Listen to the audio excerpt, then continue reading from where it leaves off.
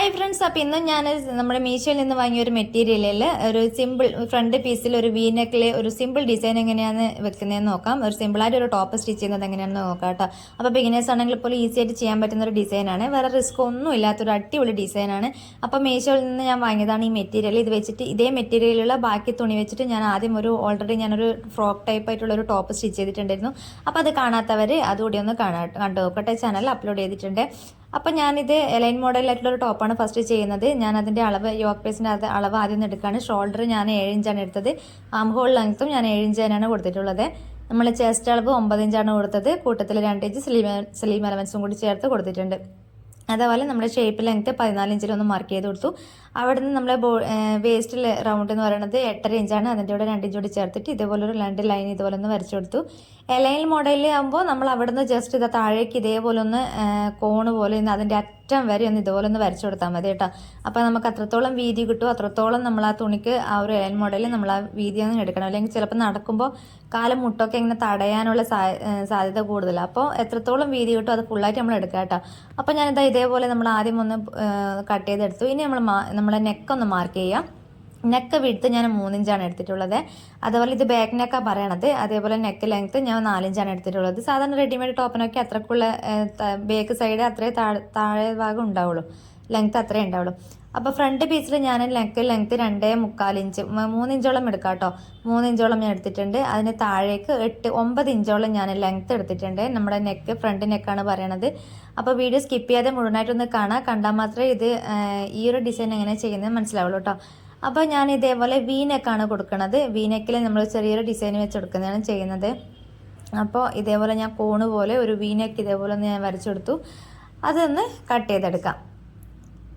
അപ്പോൾ എൻ്റെ വീഡിയോ ആദ്യമായിട്ട് കാണുന്നവരാണെങ്കിൽ ഒന്ന് ചാനൽ സബ്സ്ക്രൈബ് ചെയ്യണേ, ഒന്ന് കൂടുതൽ ഒന്ന് സപ്പോർട്ട് ചെയ്യുക, ഒന്ന് ലൈക്ക് ചെയ്യുക, വീഡിയോ ഷെയർ ചെയ്യുക കേട്ടോ. അപ്പോൾ ഇതേപോലെ ഞാൻ വി നെക്ക് കൂടി ഒന്ന് കട്ട് ചെയ്ത് കൊടുത്തിട്ടുണ്ട്. അപ്പോൾ ഇതേപോലെയാണ് കിട്ടുക. ഇനി നമുക്ക് സ്ലീവ് എപ്പോഴും ചെയ്യുന്ന പോലെ തന്നെ സ്ലീവിന് വേണ്ടിയിട്ടുള്ള തുണി ഞാൻ ഇതുപോലെ ഒന്ന് മടക്കിയിട്ട് കൊടുത്തിട്ടുണ്ട്. സ്ലീവ് സാധാരണ 10 ഇഞ്ചോളം വീതിയിലാണ് ഞാൻ എടുക്കാറ്. പക്ഷേ അവിടെ തുണി ചെയ്യാത്തതുകൊണ്ട് ഞാനത് ടേബിളിലൊന്ന് മാർക്ക് ചെയ്തെന്നുള്ളൂ. കാരണം നമ്മൾ ആ ഭാഗം കട്ട് ചെയ്ത് മാറ്റേണ്ടതാണല്ലോ. നമുക്ക് ആ 3 ഇഞ്ച് താഴേക്ക് വരച്ചു കൊടുത്തതിന് ശേഷമായിരിക്കുമല്ലോ നമുക്ക് തുണി കട്ട് ചെയ്യേണ്ടത്. അപ്പോൾ അത് കുഴപ്പമില്ല, നോർമലായിട്ട് നമ്മൾ എപ്പോഴും കട്ട് ചെയ്യുന്ന പോലെ അതങ്ങനെ സ്ലീവ് കട്ട് ചെയ്ത് കൊടുത്താൽ മതി. അപ്പം മുകളിലത്തെ ഭാഗം തുണി എത്തിയില്ല എന്ന് വിചാരിച്ചിട്ട് അങ്ങനെ ജോയിൻ ചെയ്ത് കൊടുക്കേണ്ട ആവശ്യമൊന്നുമില്ല. ആ ഭാഗം നമ്മൾ കട്ട് ചെയ്ത് മാറ്റേണ്ടതാണ്. അപ്പോൾ സ്ലീവ് കൂടി നമ്മളൊന്ന് കട്ട് ചെയ്തെടുത്തിട്ടുണ്ട്. ഇനി നമുക്ക് ഡിസൈൻ എങ്ങനെ ചെയ്യുന്നത് നോക്കാം. അപ്പോൾ അതിന് മുന്നേ നമുക്ക് ഇതേപോലെ ഒരു സ്ക്വയർ ഷേപ്പിൽ ഒരു പീസ് കൂടി ആവശ്യമുണ്ട് കേട്ടോ. നമ്മളെ ഫ്രണ്ട് പീസിൽ വെച്ച് കൊടുക്കാനുള്ളതാണ്. അപ്പം നമുക്ക് ടോപ്പിന് വേറൊരു പീസ് വെച്ചിട്ടൊന്ന് ഡിസൈൻ ചെയ്യണമെന്ന് ഉള്ളവരുണ്ടെങ്കിൽ അങ്ങനെയും ചെയ്യാം കേട്ടോ. നമ്മളെ ടോപ്പിന് ഏത് ടൈപ്പ് തുണിയാണോ എടുത്തത് അതിൽ ഹൈലൈറ്റ് ആയിട്ട് നിൽക്കുന്ന ഏതെങ്കിലും കളർ ഉണ്ടെങ്കിൽ ആ കളറിന് മാച്ച് ആയിട്ടുള്ള തുണി ഇതുപോലെ ഒന്ന് സെൻറ്ററിൽ വെച്ച് കൊടുത്താൽ അത് കൂടുതൽ ഭംഗിയായിരിക്കും കേട്ടോ. അപ്പോൾ ഞാൻ ഈ ഒരു തുണി മെറ്റീരിയൽ വെച്ച് തന്നെയാണ് ഞാൻ ചെയ്യണത്. അപ്പോൾ ഇതേപോലെ നമ്മുടെ ഫ്രണ്ട് പീസ് ഇതേപോലെ ഒരു സ്ക്വയർ ഷേപ്പ് കൂടി ആവശ്യമുണ്ട്. അതിനുശേഷം നമുക്കിതാ ഇതേപോലെ ഒരു ലേസ് നമ്മൾ കടയിൽ ചെന്ന് കഴിഞ്ഞാൽ ഫാൻസി ഷോപ്പിലൊക്കെ ചെന്ന് കഴിഞ്ഞാൽ ഇതേപോലത്തെ വെറൈറ്റി ലേസ് നമുക്ക് വാങ്ങിക്കാൻ കിട്ടും കേട്ടോ. അപ്പോൾ ഏതൊരു റെഡിമെയ്ഡ് ഡ്രസ്സിനും നിങ്ങൾ ശ്രദ്ധിച്ചോളൂ, ഇതേപോലെയുള്ള എന്തെങ്കിലും ഒരു ലേസോ കാര്യങ്ങളൊക്കെ വെച്ച് കഴിഞ്ഞാൽ അതിന് റേറ്റ് കൂടുതലായിരിക്കും സിമ്പിളായിട്ടുള്ള ടോപ്പിനേക്കാളും. അപ്പോൾ ഞാൻ ഇതേപോലെ മീറ്ററിന് 10 രൂപ എങ്ങാണ്ട് ഇതിന് വിലയുള്ളൂ. അപ്പോൾ ഞാൻ ഇതിൽ ആദ്യം ഒന്ന് ലേസ് വെച്ചെടുത്തതിന് ശേഷമാണ് ഞാൻ ഇതേപോലെ ക്രോസ് പീസ് വെച്ചിട്ട് ഒന്ന് അറ്റാച്ച് ചെയ്ത് നെക്ക് തിരിച്ചടിക്കുന്നത്. അപ്പോൾ നമുക്ക് ആ ഒരു സൈഡിൽ പൈപ്പിംഗ് പോലെ ഇതുപോലെ ഇങ്ങനെ വരും. അപ്പോൾ കുറച്ചുകൂടി ഒന്ന് നല്ലതായിരിക്കും കേട്ടോ.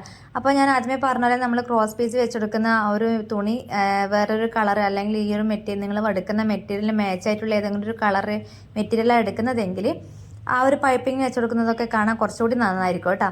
അപ്പോൾ ഇതേപോലെ വി നെക്കിൽ ആദ്യം ലേസ് വെച്ച് കൊടുത്തിട്ട് നമുക്ക് ലേസ് വെച്ചതിന് ശേഷം ഞാൻ ഇതുപോലെ ക്രോസ് പീസ് വെച്ചിട്ടൊന്ന് നെക്ക് പറിച്ചടിക്കണത്.